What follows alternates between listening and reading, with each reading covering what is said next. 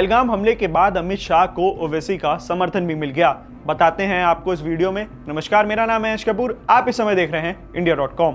जम्मू कश्मीर के पहलगाम में नरसंहार को लेकर AIMIM के प्रमुख असदुद्दीन ओवैसी लगातार ही पाकिस्तान पर हमलावर हैं। उन्होंने एक मीडिया चैनल के साथ इंटरव्यू में कहा कि अगर केंद्र की बीजेपी सरकार वाकई पाकिस्तान के खिलाफ कुछ करना चाहती है तो सिर्फ घर में घुसकर मारे जैसे नारे देने से काम नहीं चलेगा, बल्कि उसके घर में घुसकर बैठ जाना चाहिए।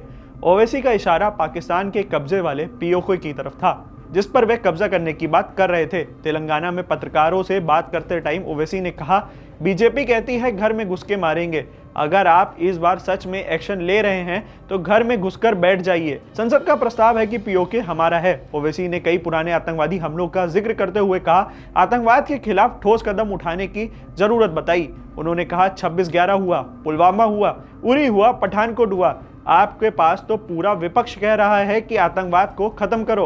उन्होंने आगे कहा, सारी विपक्षीय पार्टी सरकार से कह रही हैं कि आतंकवाद को जड़ से खत्म किया जाए। AIMIM की बातों का मकसद ये दिखाना था कि ये सिर्फ राजनीतिक मुद्दा नहीं है, बल्कि पूरे देश एकजुट है इस भावनाओं को लेकर। ओवैसी की यह टिप्पणी संसद के उस प्रस्ताव को याद दिलाती है जिसमें POK को भारत का हिस्सा बताया गया। साथ ही बीजेपी की सुरक्षा के दावे पर एक सवाल भी खड़ा करती है। साथ ही आपको सुनाते हैं गृह मंत्री अमित शाह ने कैसे गुरुवार को पाकिस्तान को चेतावनी दे दी। अमित शाह ने कहा कि आतंकवाद के खिलाफ मोदी सरकार की जीरो टॉलरेंस की नीति है। इसके साथ ही उन्होंने चेताया कि पहलगाम हमले में शामिल एक आतंकवादी को चुनकर मारा जाएगा। अमित शाह ने कहा, कोई ये ना समझ ले कि हमारे 27 लोगों को मारकर उन्होंने लड़ाई जीत ली। मैं उनसे कहना चाहूंगा कि हर व्यक्ति को जवाब मिलेगा और जवाब उनसे दिया भी जाएगा। कोई कायराना हमला करके सोचता है कि हमारी जीत है तो वह समझ ले कि उनको चुन चुनकर उनसे बदला लिया जाएगा। ये नरेंद्र मोदी का भारत है। सुनिए गृह मंत्री अमित शाह को। कश्मीर में जो आतंकवाद चला रहे हैं उनके खिलाफ हमारे प्रधानमंत्री नरेंद्र मोदी जी का जीरो टॉलरेंस का नीति हम मजबूती के साथ अपनी लड़ाई लड़े हैं।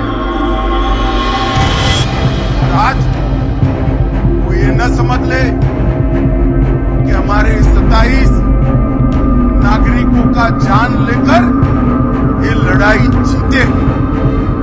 मैं सभी आतंक फैलाने वालों को कहना चाहता हूं कि लड़ाई का अंत नहीं है, एक मकाम है। हर व्यक्ति को चुन चुन कर जवाब भी मिलेगा, जवाब भी मिलेगा।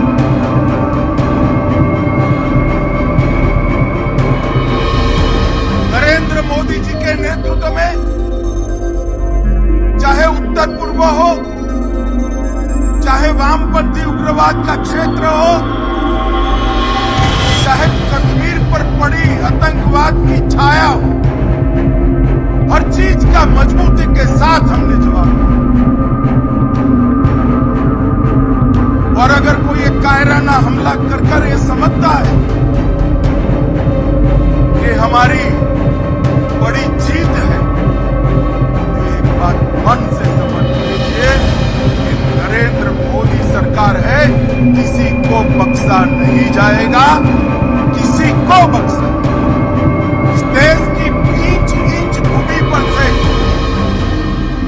आतंकवाद को मूल समेत उखाड़ने का हमारा संकल्प है और वो सिद्ध होकर